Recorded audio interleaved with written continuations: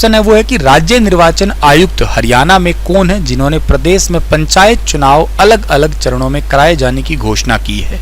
बेहद अच्छा सवाल है। राज्य निर्वाचन आयुक्त हरियाणा के अंदर है धनपत सिंह। एक तो क्वेश्चन ये इंपॉर्टेंट है क्योंकि एज इट इज सवाल ऑलरेडी HSSC ने पूछ लिया है। आपको शायद याद हो तो पिछले साल 2021 के एक हरियाणा पुलिस के पेपर में क्वेश्चन पूछा गया था कि हरियाणा में राज्य निर्वाचन आयुक्त कौन बने हैं। आंसर था उसका धनपत सिंह। ये बात तो आपको अब याद हो ही गई है या पता लग गई है कि पंचायत चुनाव होने वाले हैं हरियाणा में। पूरा लिस्ट पूरा डिटेल आपको समझाता हूं, ढंग से सुनिएगा। हरियाणा में 2 चरणों के अंदर जो है ना चुनाव होने वाले हैं। फर्स्ट फेज के अंदर इन 10 जिलों में चुनाव होंगे। एक है पानीपत, भिवानी, फतेहाबाद, झज्जर, जींद, कैथल, महेंद्रगढ़, नूंह, पंचकुला और यमुनानगर। दूसरे में होंगे इन 12 जिलों में जिसमें हिसार, रोहतक, अंबाला, रेवाड़ी, करनाल, कुरुक्षेत्र, सोनीपत, पलवल, सिरसा, दादरी, गुरुग्राम और फरीदाबाद। ठीक है। अच्छा, इन 10 जिलों में पंचायत चुनाव की बात करें तो आपका 14 से 19 अक्टूबर तक की बात कर रहे हो। इसमें नामांकन होगा। नामांकन की पड़ताल मतलब उनका चेकअप जो है वो 20 अक्टूबर को। जिला परिषद और पंचायत समिति के मतदान जो वोटिंग होगी 30 अक्टूबर को। और ग्राम पंचायत मतदान और मतगणना वो 2 नवंबर को, मतलब सरपंच के लिए 2 नवंबर को होगा। ठीक है। 1.20 करोड़ मतदाता जो है ना लगभग ऐसा है संभावना कि ये वोट करने वाले होंगे। कुल 22 जिले हैं पता है, 143 कुल ब्लॉक है, 6220 ग्राम पंचायतों में चुनाव होगा। 61,993 पंच के पद हैं, 6220 सरपंच के पद हैं, 143 कुल पंचायत समिति है, 3081 पंचायत समितियों के सदस्य का चुनाव होगा। 22 जिला परिषद होंगे, 411 जिला परिषद मेंबर का चुनाव होगा। 71,682 कुल वोट होंगे और 14,637 वोटिंग बूथ होंगे। कुल मतदाता लगभग 1,20,43,073 होंगे। ऑलमोस्ट 1 करोड़ 20 लाख आप लोग मान सकते हैं। सर, चुनाव लड़ने के लिए क्वालिफिकेशन क्या है तो देखिएगा। जिला परिषद के मेंबर के लिए जो है ना अगर नॉर्मल लेवल मतलब जो जनरल है, सामान्य वर्ग है, इसके लिए तो 10वीं क्लास रखी गई है। महिला और SC के लिए 8वीं पास है और SC महिला के लिए 5वीं पास होना जरूरी है। पंचायत समिति के मेंबर के लिए क्या है, जो जनरल कैटेगरी है उनके लिए 10वीं, महिला और SC वर्ग के लिए 8वीं पास होना जरूरी है। सरपंच के लिए जनरल के लिए 10वीं और महिला और SC वर्ग के लिए 8वीं है। और पंच के लिए सामान्य वर्ग के लिए 10वीं है और महिला और SC वर्ग के लिए 8वीं पास। और बैकवर्ड क्लास A इस बार इनको जो है ना शैक्षणिक योग्यता अनारक्षित वर्गों की तरह ही रहने वाली है, ये याद रखना आप लोग। अच्छा, एक बात याद रखना कि चुनाव में जो ये क्वालिफिकेशन है ना एजुकेशन, ये देने वाला हरियाणा राज्य दूसरा राज्य बना है।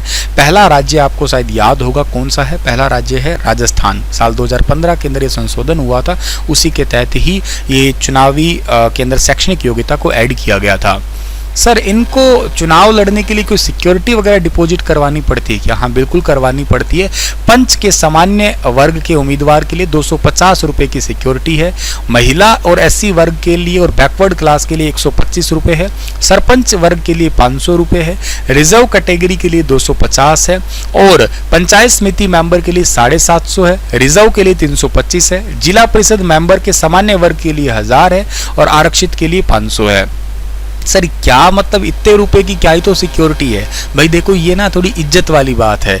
जैसे अभी नॉमिनल से वोट परसेंटेज ही अगर नहीं आया है तो समझिएगा ये जमानत जब्त होने वाली सी बात होती है ना, उसमें थोड़ी बेइज्जती होती है और तो कोई खास बात बड़ी बात नहीं है। चुनाव खर्च की लिमिट भी तय की गई है इस बार तो करंट अफेयर ये भी है। पंच के लिए 50,000 रुपये, सरपंच के लिए 2 लाख रुपये और पंचायत समिति मेंबर के लिए 3,60,000 और जिला परिषद मेंबर के लिए 6 लाख की खर्च लिमिट रखी गई है। अत्याधिक खर्च भी नहीं करना है, ये भी बात है।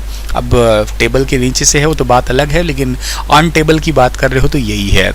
सिक्योरिटी की बात करें तो हर पोलिंग बूथ पे सुरक्षाकर्मी तो रहेंगे ही रहेंगे। संवेदनशील और अति संवेदनशील जो बहुत ही सेंसिटिव और हाई सेंसिटिव बूथ है उनमें से एक से ज्यादा जो है ना वो कर्मचारियों को रखा जाएगा।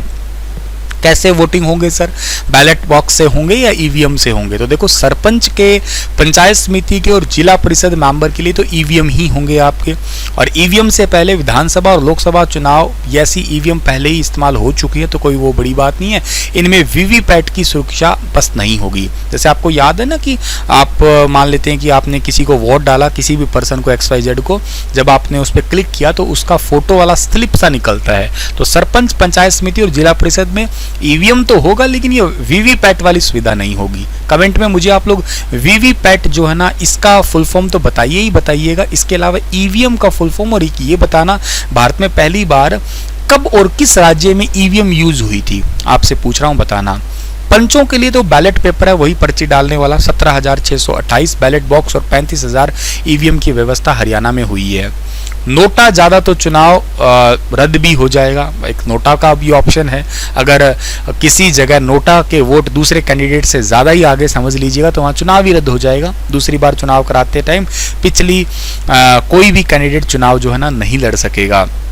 और बात करें चुनाव आयोग की घोषणा में तो इस चुनाव में 64,32,609 पुरुष मतदाता है, 56,10,272 महिला और 192 थर्ड जेंडर मतदाता वोटिंग करने वाले हैं। चुनाव संपन्न करवाने के लिए 38,000 कर्मचारियों की ड्यूटी लगाई गई है। जिला परिषद की सदस्य 411, पंचायत समिति जो है 3,081 और सरपंच वाली मैंने बात बताई थी आप लोगों को 6,220 और पंचायत सदस्यों के लिए 61,993 सीटों पर चुनाव होने वाला है। सरपंच के चुनाव डायरेक्ट ही होंगे, पंचायत समिति और जिला परिषद के सदस्य आगे चेयरमैन जो है ना वो भी चुन पाएंगे। तो पंचायतों का कार्यकाल आपको शायद पता होगा, थोड़ा मैं हिस्ट्री में लेके जाऊं तो 23 फरवरी 2021 को खत्म हो गया था। और अब कौन हरियाणा में काम कर रहा था, तो पंचायतों की शक्ति जो है ना वो ब्लॉक डेवलपमेंट पंचायत ऑफिसर यानी कि बीडीपीओ के पास में जो है ना चल रहा था। और पहली बार आपको शायद मैंने करंट अफेयर पढ़ाया था, बैकवर्ड क्लास को भी जो है ना आरक्षण दिया जा रहा है। जिन गांवों में बीसी वर्ग की आबादी ज्यादा है वहां 4 गांव के वर्ग में सरपंच जो है ना बनने वाले हैं। बहादुरगढ़ खंड के 44 गांवों में से 4 गांव जहां पे बैकवर्ड क्लास वर्ग के सरपंच चुने जाएंगे। और 21 महीने की देरी से चुनाव हरियाणा में हो रहे हैं, मतलब 21 माह की देरी से नवंबर में गांव की सरकार का गठन होगा। और इससे पहले 5 साल कार्यकाल पूरा हो ही गया था, ये तो मैंने बता ही दिया है आप लोगों को। सर ये देरी तो हुई है, मतलब क्यों हुआ? इससे पहले देखो 2016 में भी 6 महीने का लेट हो गए थे। अब ये देरी होने की वजह क्या है? देरी होने की वजह बताता हूं मैं तुम्हें। हरियाणा सरकार ने पंचायत चुनाव में BCA को 8% और महिलाओं को 50% आरक्षण का प्रावधान किया था और ये चला गया था कोर्ट में मामला, और उसी वजह से ही सारा मामला अटका हुआ है। इसका रिजल्ट कोर्ट के आखिरी फैसले पर ही निर्भर करेगा। अभी तक भी यूं कहिएगा इलेक्शन तो हो रहे हैं नए प्रावधान के साथ में, लेकिन इसका जो यूं कहिएगा अभी कोर्ट के पास ही है इसका मामला अभी तक के लिए। तो राज्य निर्वाचन चुनाव आयुक्त ने जो है ना प्रदेश में पंचायत चुनाव अलग अलग चरणों में करवाए जाने की घोषणा कर दी है। ये बात मैंने तुम्हें शेयर कर दी है। 30 अक्टूबर तथा बाकियों के लिए तो जो आपके जिला परिषद है या पंचायत समिति के सदस्य हैं, और बाकी सरपंच और पंच के लिए 2 नवंबर को मतदान होने वाले हैं। आपके आदर्श आचार संहिता तो लागू कर ही दी गई है। कहाँ कहाँ कितने इलेक्शन होंगे सब बता दिया मैंने। इसके अलावा हरियाणा में मुख्य सचिव श्री संजीव कौशल है। गृह विभाग के ACS का नाम जो है ना ये याद कर लेना TVSN प्रसाद है। विकास पंचायत विभाग के ACS है श्री अनिल मलिक है। और मुख्यमंत्री के APS है डॉक्टर अमित अग्रवाल है। ये नाम आपको जरूर याद रहने चाहिए। ये था गजब का इंपॉर्टेंट